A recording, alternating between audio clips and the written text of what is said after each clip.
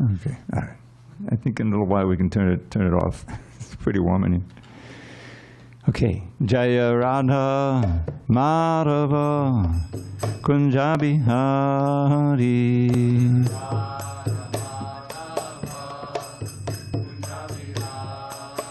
Jaya Radha Madhava Kunja Bihari.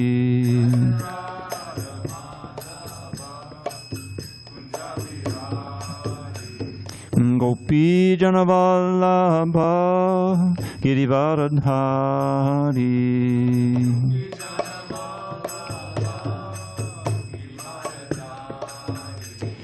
Gopi Janavallabha Girivaradhari.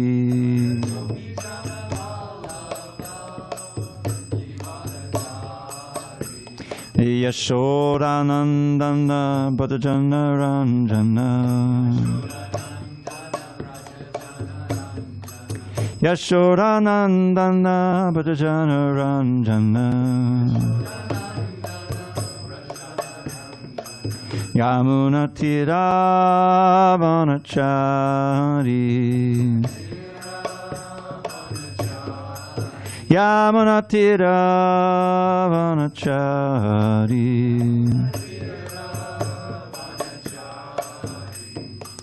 Hare Krishna, Hare Krishna, Krishna Krishna, Hare Hare, Hare Rama, Hare Rama, Rama Rama, Hare Hare.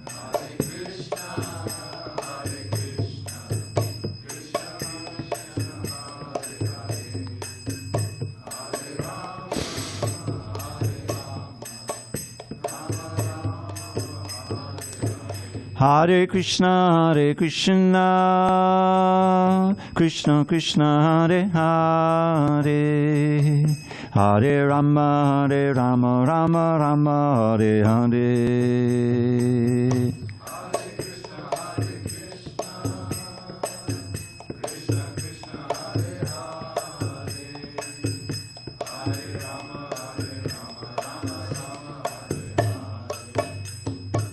Hare Krishna, Hare Krishna, Krishna Krishna, Hare Hare, Hare Rama, Hare Rama, Rama Rama, Hare Hare.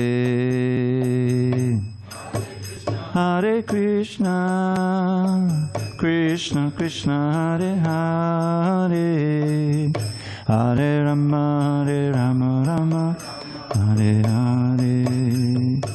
Jaya Radha Madhava Kunja Bihari.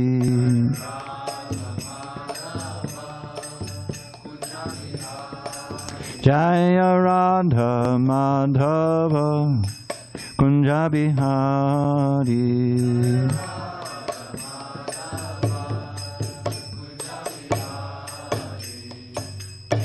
Jaya Mishnapad Paramahansa Parivrajacharya Ashtotar to the Srimad.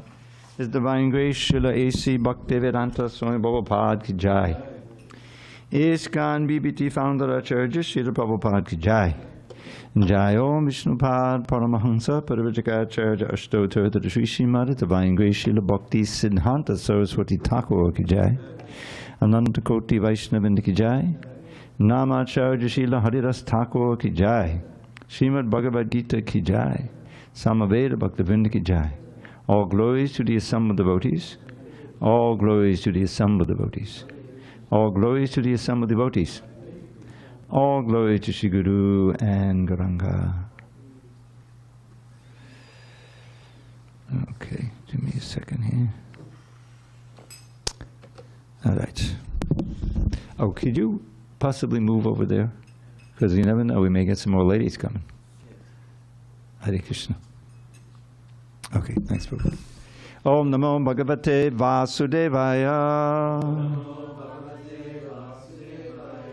Om Namo Bhagavate Vasudevaya. Om Namo Bhagavate Vasudevaya.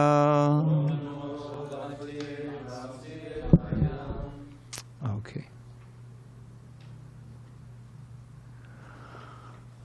On this 5th day of March, 2024 in San Diego, we're reading from Srimad Bhagavad Gita as it is, translation and commentary by His Divine Grace A.C. Bhaktivedanta Swami Prabhupada.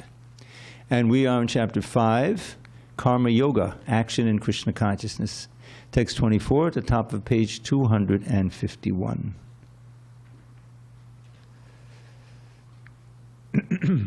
Oh, we ask if you not put it on the floor, you can just put it on the, the other thing too. Hello? Haribo? The sign too.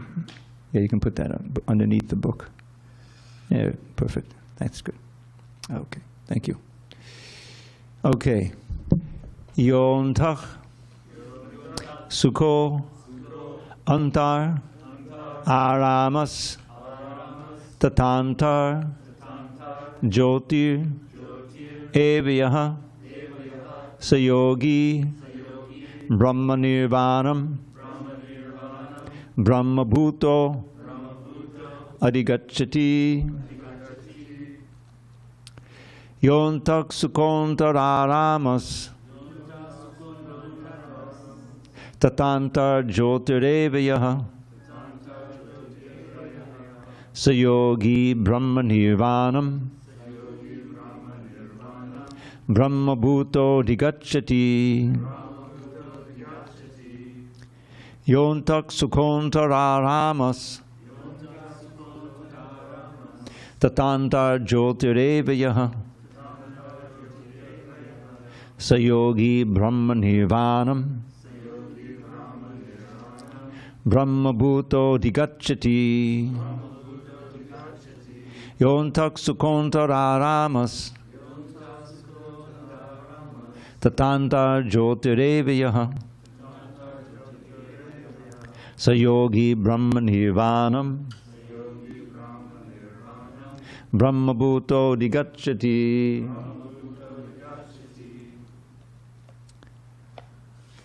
Okay, who wants to chant first? Go ahead, David. I was going to set these guests up, but Yontak Sukontaramas Tatantar Jyotirevayaha Sayogi Brahma Nirvanam Brahma Bhuto Adhigacchati. Okay, time out. Can you move over to this side? Because we have separation of ladies. It'll be all right. And you have a book and everything there. And you will have a book also. And if you want, you could sit on that bench or... Which is, actually, I heard there's going to be like a speaker to learn about it. you heard that there's going to be a speaker to learn Bhagavad Gita? Yeah. That's me. Okay. Yeah, we start out with chanting the verse, but now we'll give a translation. you want to follow along? Okay. Sure. If you change your mind, let me know. Do you want to see? You can pull it over a little bit, Abby. Yeah, that's good. That's good. All right, everybody got a book who wants one? In case you're interested. Okay. Not on the seat. Yeah, you can put it back there. Yeah, the handi is good. All right. So, who else wants to chant? Sachi Sutta, Sachipriya. I guess not. Okay, Nelson. Yontak Sukontararamas Tatantar Jyotirevayaha Sayogi Brahma Nirvanam Brahma Bhuto Adhigacchati. Tapas. Yontak Sukontararamas Tatantar Jyotirevayaha Sayogi Brahma Nirvanam Brahma Bhuto Adhigacchati. Good. Tapas. Yontak Sukontararamas Tatantar Jyotirevayaha Sayogi Brahma Nirvanam Brahma bhuto rigacchati. Go ahead, Chad. Yontak sukonta raramas. Tatantar jyotir eva yaha.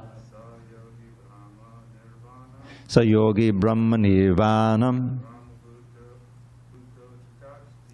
Brahma bhuto rigacchati. Ladies. Yontak sukonta raramas.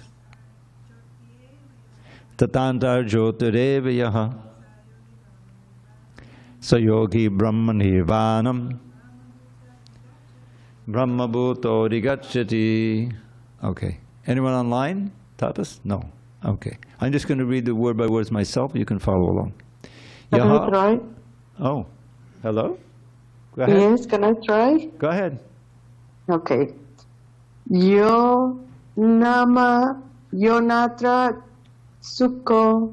I'm so sorry. All right. Yo nat sukho natra dramas. I'll tell you what. You send me an email at Dravida108 at Gmail, and I'll send you a recording of the whole Bhagavad Gita with the Sanskrit and the English translations, okay?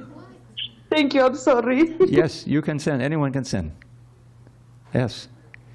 Yes. Anyone can have it. Or, and let me know, I also have it with the purports also. The whole Gita. Yes, I recorded it in 1990. I have many other recordings too. So, okay, I'm sorry.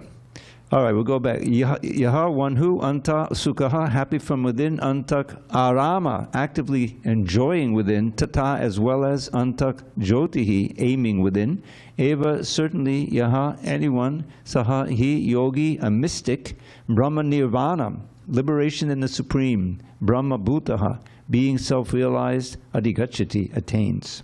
Translation. Krishna says to Arjuna, one whose happiness is within, who is active and rejoices within, and whose aim is inward, is actually the perfect mystic. He is liberated in the Supreme, and ultimately he attains the Supreme. Purport. Unless one is able to relish happiness from within, how can one retire from the external engagements meant for deriving superficial happiness? A liberated person enjoys happiness by factual experience. He can, therefore, sit silently at any place and enjoy the activities of life from within.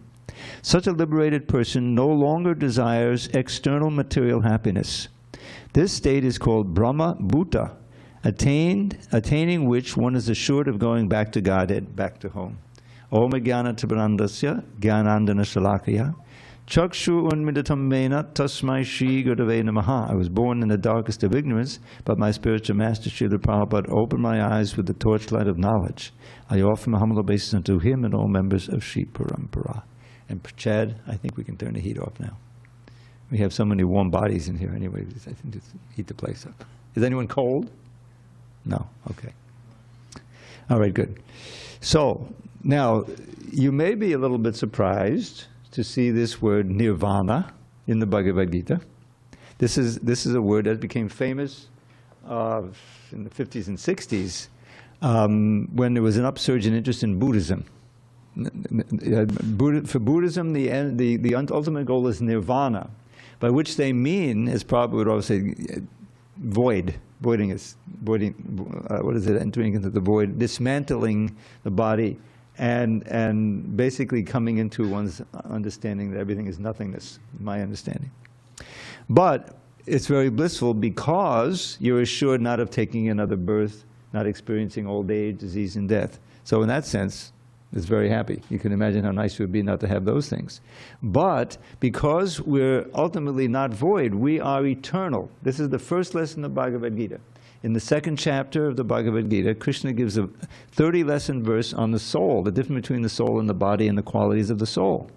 And he kind of sums it up in one verse. The jayate, mriyate, va kadachan, nayam budva bhavita va nabuya, ajo nitya shasvatoyam purano nahanyate hanyamane shirire. For the soul, there is never birth or death at any time. It doesn't come into being, will not go out of being, like that. We're unborn, eternal, ever-existing, and primeval. The soul is not slain when the body dies.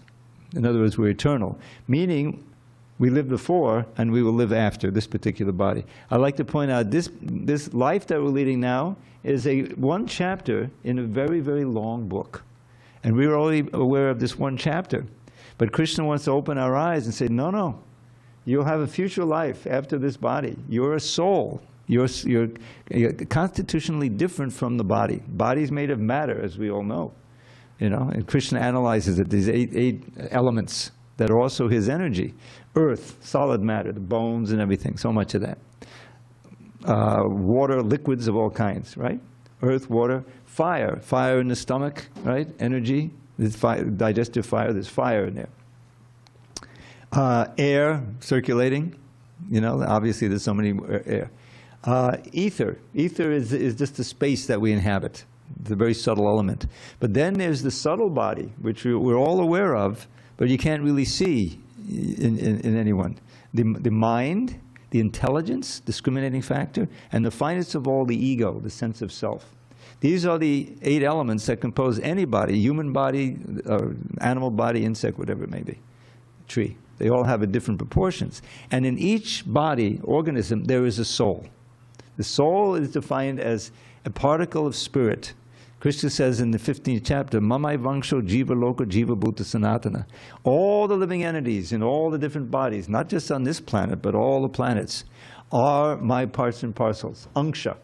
What is an anksha? We can understand easily. We got the big ocean over here. You go down there with a little vial, put some water in it, and you have a tiny little bit of water. That water has the same chemical qualities as the big ocean. But the quality is infinitely different, smaller, right? So we are infinitesimal, but we have Krishna's qualities in a small degree. And what is being spoken of now, the verses all, of course, have a context. And 2 of my favorite verses in the Bhagavad Gita we just read the last few days, 21 and 22. But the basic point is he's directing us how we can access, contact the source of happiness in our own selves that we have, because Krishna's there. He's in there in our heart. That is quantitatively and qualitatively completely different from what we know as pleasure. He's contrasting that to the pleasures that come from the senses, or even the mind. And he speaks this verse, which is one of my favorites, text 22, if you just turn the page back to 249. Yehi sangsparjaja boga dukkha yonaya evate adyantabanta konteya nateshu ramate buddha. And this translation has been revised a little bit. An intelligent person does not take part in the pleasures that are due to contact of the material senses with the sense objects. O son of Kunti, such pleasures are the sources of all misery, and they have a beginning and an end. And so the wise man or the wise person does not take part in them. Now this is a challenge to us, because generally in conditioned state, that's all we know as pleasures. You know, we have subtle pleasures, reading that of the mind, you're just watching something or reading a book, you know. And then there's pleasures, literally the senses. The mind is considered a sense also. And so that's what constitutes material life.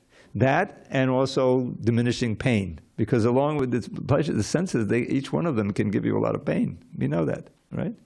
I remember it was a few years ago now, it was before the pandemic, where I seriously sprained my ankle. You know, basically I have a non-risky life. You know, I live just a few blocks from here. I work for the BBT, and I come over here and I, chant and dance and enjoy Krishna consciousness, go back home, work on books and like that. But there's danger at every step. We learned there's a verse like that, right? Padam padam yad vipadam natesha. So I was taking a walk, and I was down in Ingram, a laundromat there, and I was taking, which I would go to every week, and I was taking my walk that I do up Ingram all the way up to Loring, come back there. So I'm treading along, and foolishly I tried to cross the Ingram busy street, which there are no cars coming, not at the end, in the middle of the block. And there was a little trench there that had been dug. There was some construction going on. I went in, I slipped in there. I thank Krishna I didn't break that ankle, but it was a serious ankle break, Luckily, there were some friends who I could call. Prakash was one of them, and Ravi, who became initiated. And they came off and helped me, and finished my laundry like that. But then for like a month or more, I could hardly walk. I wasn't even coming to the temple, you know. And I was just thinking again and again of a verse of how, you know, Lord Brahma says, Tate nukampam susamikshramano bunjana evatnukatam vipakam ridvag vapube vidadan namaste jiveti yo mukti padesadayapak. That whatever happens to us, good or bad, we should see it as the work of God. That this is, Krishna's, yes, he's given me some suffering now, but it could have been so much worse. Even when it happened, I thought, oh, I could have broken my leg easily here. But I didn't. But I had this where I had, you know, eventually I needed a cane to come over, you know, and I had to, you know, treat it. It was a serious sprain, but eventually it healed up. Now I'm walking. And so that's the nature of material life. You never know when these things are going to happen. You know, when some atmospheric river is going to come and suddenly we're flooding all over the place, you know, and you read these stories, people's houses are getting washed down into the ocean. You know, we didn't have that here. But that's the nature of material life. There are instances where there's some pleasure, but there are also disasters that come, adidaivic miseries that are caused by natural disturbances, which can be very serious. Or the adibautic miseries caused by other living beings, oftentimes other human beings. You know, I mean, everyone has those experiences. And then the adhyatmic thing, everything's okay. You're not, you know, the weather is fine, you're sitting alone, but there's something disturbing your mind. Someone wrote you a bad email or something happened on Facebook, you know, a million different ways. And you just have no peace, you know, you're depressed. It's your own mind and body that's giving you trouble. So this is the nature of material life. There are pleasures, you know, but they're temporary. You experience that, you know, you can't really material. If you try to enjoy more and more material pleasure, sense pleasure, then really it's proper. It'll, you know, probably eating too much. You know, oh, it's so delicious, so delicious. Oh, can't eat for 3 days. I'll tell you a story. This is going way back to Mayapur. Mayapur is one of our holiest places where Lord Chaitanya appeared and engaged in so many wonderful pastimes. And so I used to get to go there every year, every other year. So I went one year, this is many years ago, 25 years ago maybe. And one of my authorities was the head of the Australian BBT, because I also produced books for them, you know. So we were friends. And there was a devotee there, two sannyasis actually. So Hotu Swami and another sannyasi, and he said, okay, we're going to have a pizza eating contest. Would you like to participate? So I said yes. I later regretted it. So it was pretty good pizza, you know. I'm this, you know, skinny guy. And so I remember the one, Hotu Swami, who was really wonderful. He wrote some nice books and everything. He passed away in Mayapur years ago. And he won the contest, but I remember him lying on his back, and he was, you know, eating the last few bits of the pizza, you know, and the other of us said, I can't eat another drop. All right, we were in the Dham, you know, means the sacred place. So then, but I didn't eat. I literally didn't eat for 3 days. You know, I couldn't even think of eating anything. I survived somehow, you know. But there's a limit. There is a limit to the senses, how much pleasure you can get. And there's always some backside. And why does he say here that it brings misery? Because the science is that when you enjoy something, it plants a desire seed in your heart to do it again. This is what advertising is all about. Even if you didn't do it before, if you can be attracted to doing it again, then you buy their product. They try to plant a desire seed. So those seeds, those ideas are manifold within our mind, right? Now, the science of reincarnation is that, as Krishna says very explicitly, yang vapi smarang bhavat chajat jante kalevaram. Tam tamevaiti konteya sada tad bhava bhavata. Whatever, yam is a Sanskrit idiom that means whatever. Whatever the most prominent thought is in your mind, you know, and when you leave this body, we're all going to do that one day, that will determine your destiny, what body you will get next. So this is why Krishna consciousness is literally the process of developing your remembrance of Krishna more and more, so that ideally, and Prabhupada would say this in his books and in lectures, he said, so that 24 hours a day, you're remembering Krishna. Oh my God, how can I do that? Well, if you're really absorbed during the day, then you'll dream of Krishna. You know, but it's obviously not so easy. But even if you don't remember at the very moment of death, you may come back, but you won't come back as a subhuman, which you can easily come back if you have no Krishna consciousness. That's the greatest danger, is to lead a certain life that's so in the modes, we say, you know, subhuman, that you will become a subhuman. You won't go to hell. You know, there's no eternal damnation. You may suffer in between, but anyway, you come back, and then you come up into a human form of life again. So the human form is a very valuable, precious form, and we shouldn't waste it. Only in the human form do you have the brain power to understand this subtle philosophy. You know, the dogs, the cats, the insects in this room, they don't have a benefiting. You know, if we bring a cat comes in here, we had birds used to come and fly occasionally. Remember that? But it's not like they've come and they just sit quietly and listen to the Bhagavad Gita class. They're flying back and forth, you know, and getting on the altar, you know. So the point is, human life is very rare. I love it. This is another one of my favorites, and then we'll go on. Labdva sudurlama idam bahusambhavante manushyam artadam anityam apiya dhira turnam yateta napateda namityavat nikshayasaya vishaya kalusarvataksya.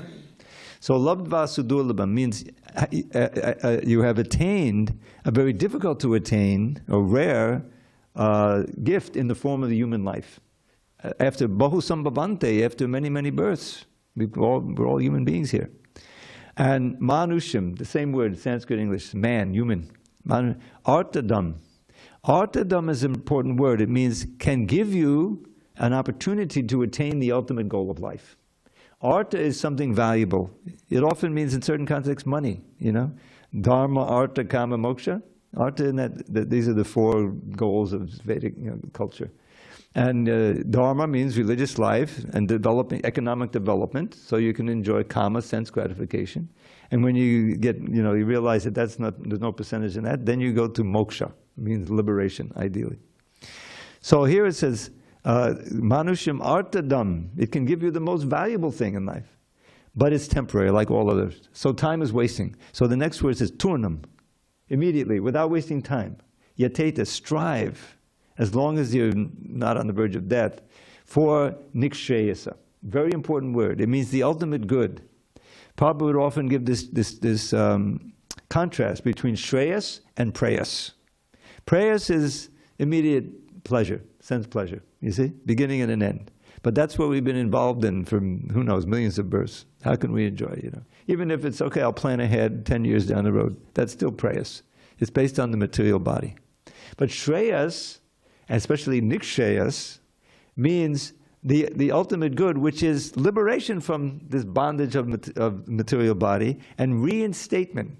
We lost this. This is our original nature. Reinstatement in our life in the spiritual world. That's Prabhupada's famous phrase, go back home, back to Godhead.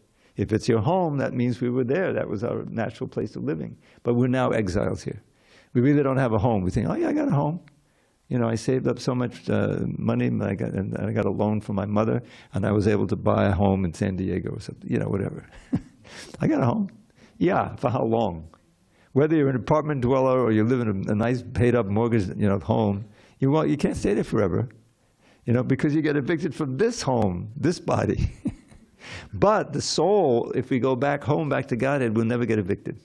That's the whole point. Once yad gadvan avartante, Krishna says, once going, you don't come back. Well, why did we come in the first place? We were foolish. We were curious about, how to enjoy, trying to imitate Krishna. But once burned, twice shy. I'm not going to make that mistake again, right?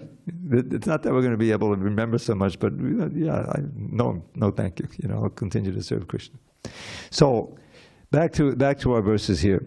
This verse says that the verse 22, that it's the source of all misery, has a beginning and an end, and so the wise, the Buddha, right, do not ramate, try to enjoy there. Well, where do they enjoy? Previous verse, we went to this yesterday, but it's worth repeating because it's reflected in the verse we read today. Bhayasparshesu asaktatma. Vindityatmana yat sukham sab brahma yoga yuktatma sukham akshayam ashnate. A liberated person is not attracted to material sense pleasure, but is always in trance, enjoying the pleasure within. In this way, the self-realized person enjoys unlimited happiness, for he concentrates on the Supreme. So that Brahma Yoga Yukta Atma, the soul linked in yoga with Brahma. Brahma is pure spirit, in this case, Krishna. Krishna is the ultimate manifestation of spirit. And then that phrase, Sukham Akshayam, enjoying unbroken happiness. You can't get that on the material platform. It's so frustrating, but you can get it on the spiritual platform. So, back to our verse of the day. So, 23 said how you have to tolerate the vegas, the urges of the senses. Shakna, you have sodhum, means what? Tolerate. You see? Because through many, many lifetimes, we have certain built-in things that we're trying to get, and in this lifetime also we make habits. So we have to overcome those. You can't do it just by willpower.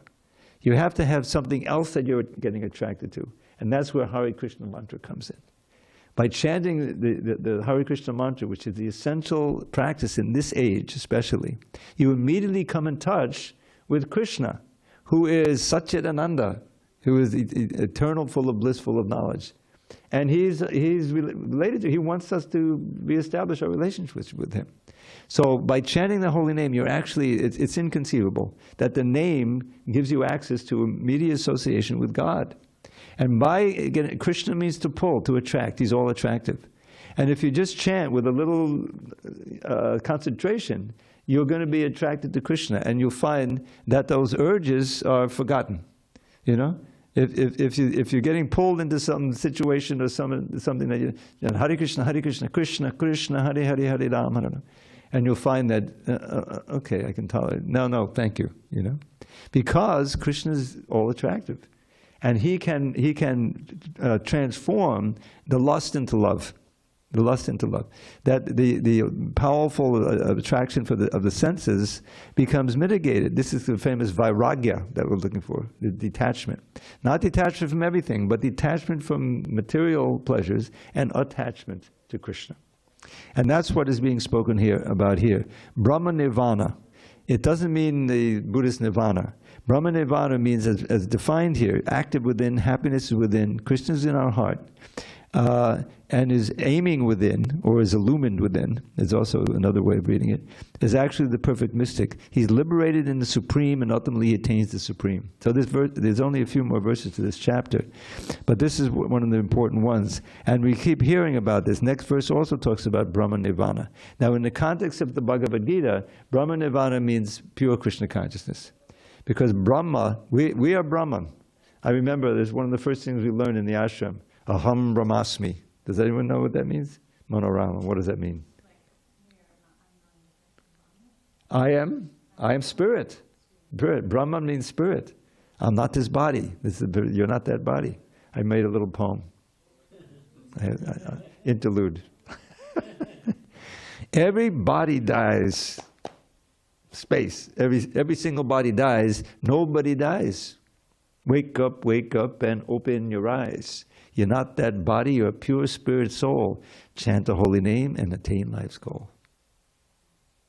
Make a t-shirt out of it. So that's what, you know, Krishna is getting to that. And the interesting is, when he goes through the whole Bhagavad Gita, at the end he says, okay, now I'm going to sum up everything, you know.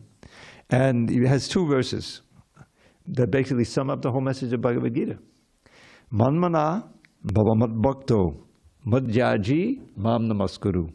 Mabhai vaishasi satyam te pratijane priyosi me.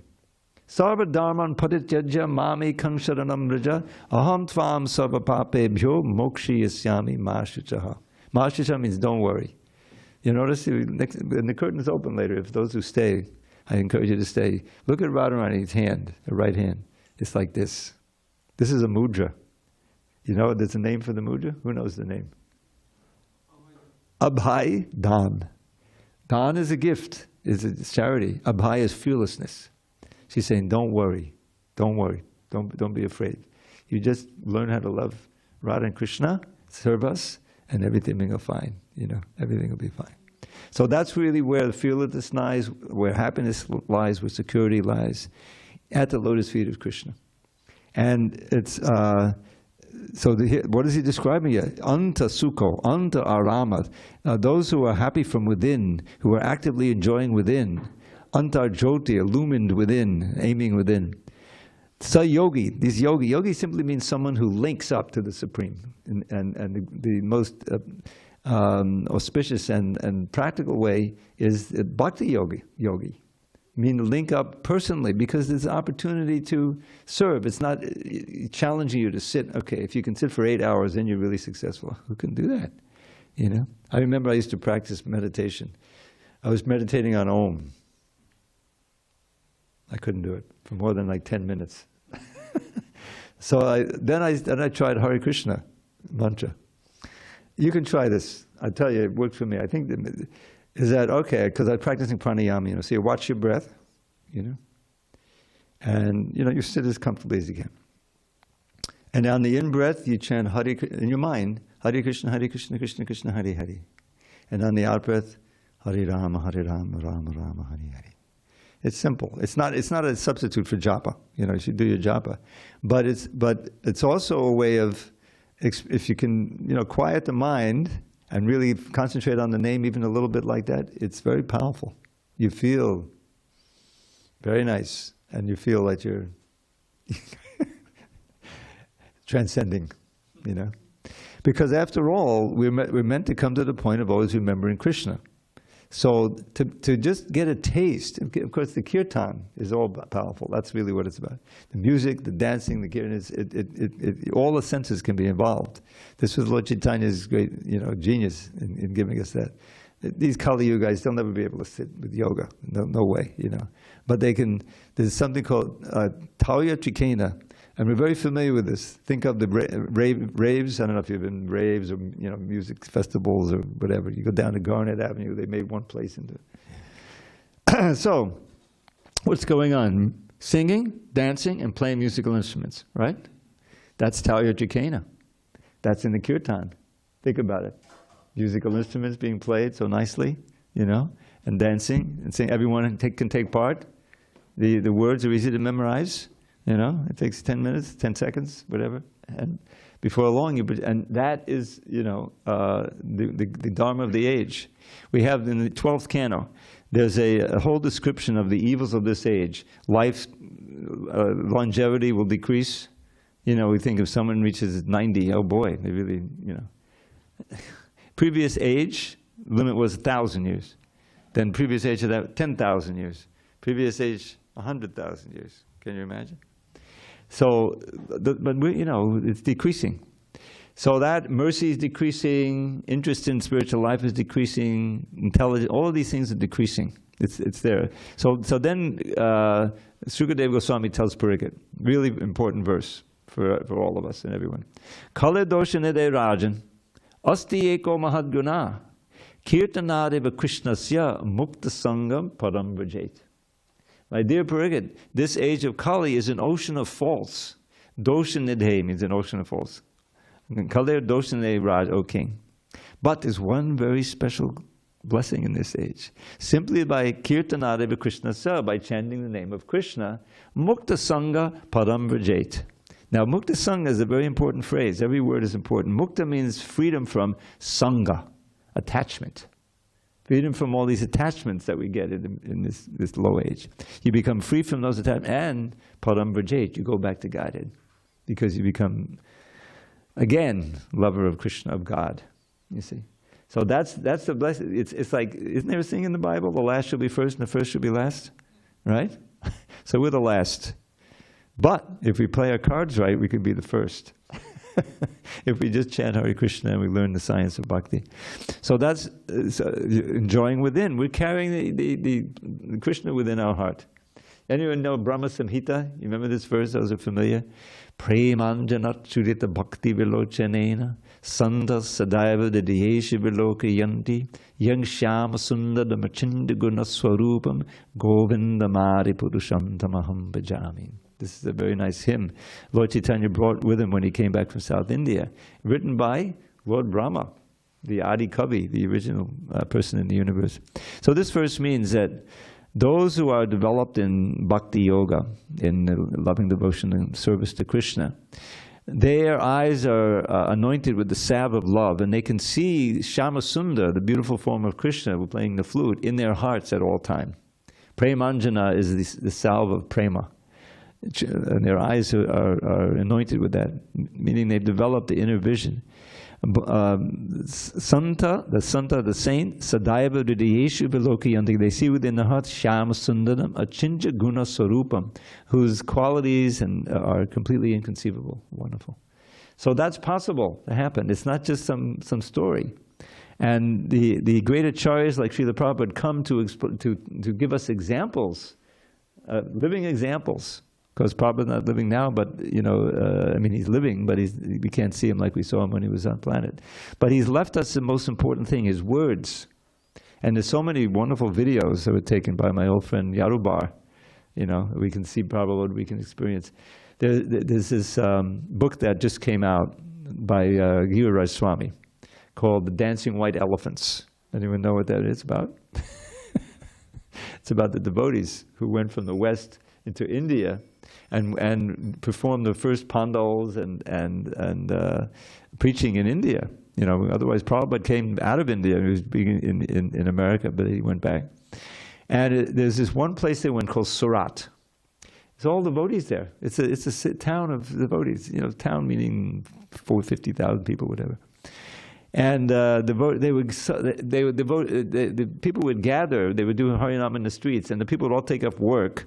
And they'd come and they'd garland the devotees, and they'd worship them. And it was this tremendous reception. And the devotees are so ecstatic. They're doing Harinam. And these people are all, appreciating like anything. And Prabhupada would be in his apartment. He would come out on the balcony and, give everyone blessings, And that's all in video. You see it. You just, anyway, I'll give you what to search for, So that's a real thing. And the happiness is there, the bliss is there, we just have to learn how to access it. And that's what's being explained here. But if one can tolerate these urges from text 23 and become kama, someone remains linked up to Krishna and he's a happy human being. And then he describes that in the verse we read today. Antara-ramas. Under Jyoti. And in Brahma Nirvana means that all of the disturbances of the material senses are quieted. And you're in this very peaceful state, enjoying your relationship to Krishna. Okay, I've kind of gone on and on. Any questions or comments on these things? Yes, Bhakta Nelson. Earlier you mentioned the word manusham, people? Manusham, yeah. Manusham, people, or part and parcel. Is that related to the word minutia? No, it's related to the word human, man. Yeah, that's where, and we have the manus, the different manus, Vaivasata Manu, who give laws for mankind. That's definitely where man comes from. But there's so many cognates do we need to really, nama and name? Hello, Harinama. So you see the Sanskrit is really the root language of all languages. All right, let's read one more. Text 25. Labante Brahma Nirvanam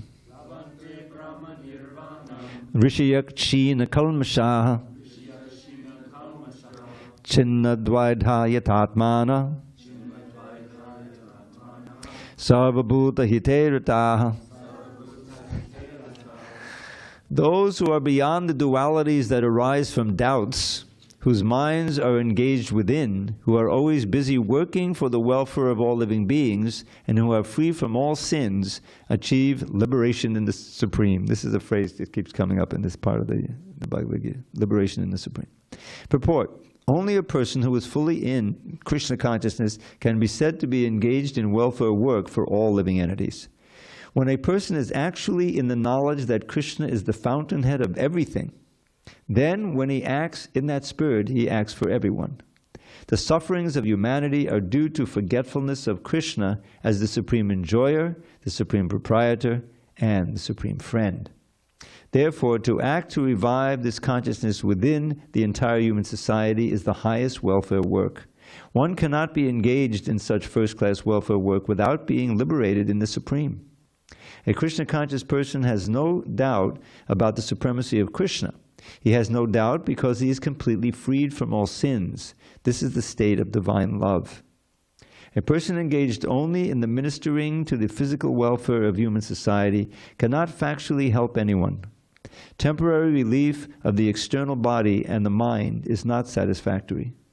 The real cause of one's difficulties in the hard struggle for life may be found in one's forgetfulness of his relationship with the Supreme Lord. When a man is fully conscious of his relationship with Krishna, he is actually a liberated soul, although he may be in the material tabernacle. Tabernacle means body in this case. So Prabhupada always brings it back home, the Krishna consciousness. You can see why Bhagavad Gita, people read it, like scholars read it, and they don't really come to a conclusion, because you need a guide to really understand it, and that's what Prabhupada gives us in these wonderful purports. So beyond the dualities, how to get beyond the dualities that arise from doubts? Well, the doubts arise because we're not experiencing it directly, you see. But Krishna consciousness gives us more and more direct experience. And so after a while you come to the real Shraddha. Shraddha is faith. That means with no doubts. And what is the definition of faith? Shraddha shabde vishwas korle sudridha nishchoy Krishna bhakti korle sarva karma krita hoy. This is Lord Chaitanya's definition. He gave it to Sanatana Goswami. Shraddha, or faith, is defined as Shabde Vishwas Korle, a very powerful, unmovable conviction that just by performing the activities of Krishna consciousness, all my aspirations will be fulfilled. It's not a part-time thing. Yeah, I do my Krishna consciousness on Mondays, Tuesdays, and Wednesdays, and then for the rest of the week I do some other. No, it's not like that.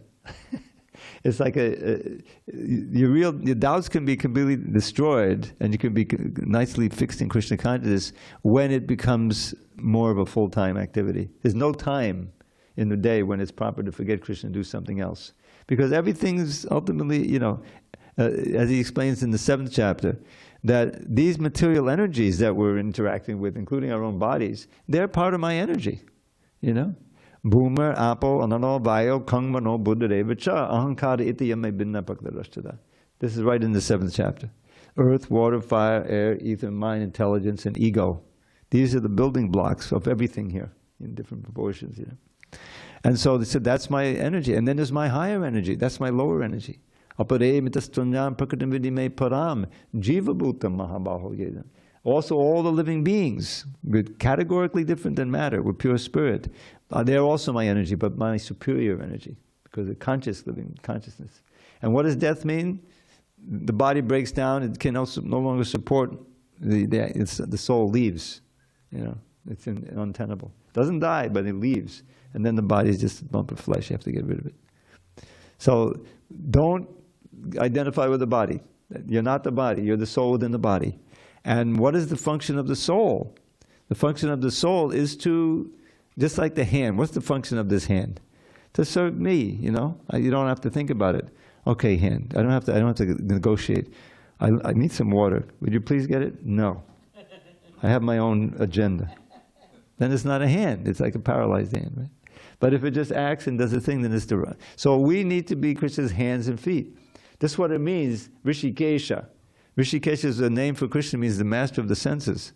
Whose senses? Our senses. These senses are meant for serving Krishna. And so what about me? If you do that, you'll be happy. You'll be blissful. If you try to serve the senses, you become a servant of the senses, then become ultimately unhappy. Because ultimately the senses, they're sources of pleasure, but they're also sources of pain. Then what? But we're not supposed to feel any pain. We have to try to imagine a life where we're also Satchidananda. We're eternal, full of knowledge and full of bliss. This is our natural state. And we should try to work toward it, plan it, Okay, we'll do the steps. I may, go a little slower than others. But there's copious instruction of what to do and what not to do. So we should take advantage of that. That's what this whole movement is about, giving a chance to actually practice the highest form of yoga and make advancement toward the ultimate goal of life. Yes? Okay. Are there certain dualities that the Gita endorses even for the higher levels of practice? Because it says here, beyond the dualities that arise from doubts, not beyond dualities altogether. So is there a certain endorsement of dualism? No. No, I mean the word dualities are reserved for. There's a verse at the end of the 7th chapter. It says 7. Okay, I know we're running out of time. I'm sorry. Yesham dvantakatam papam. This is text 28.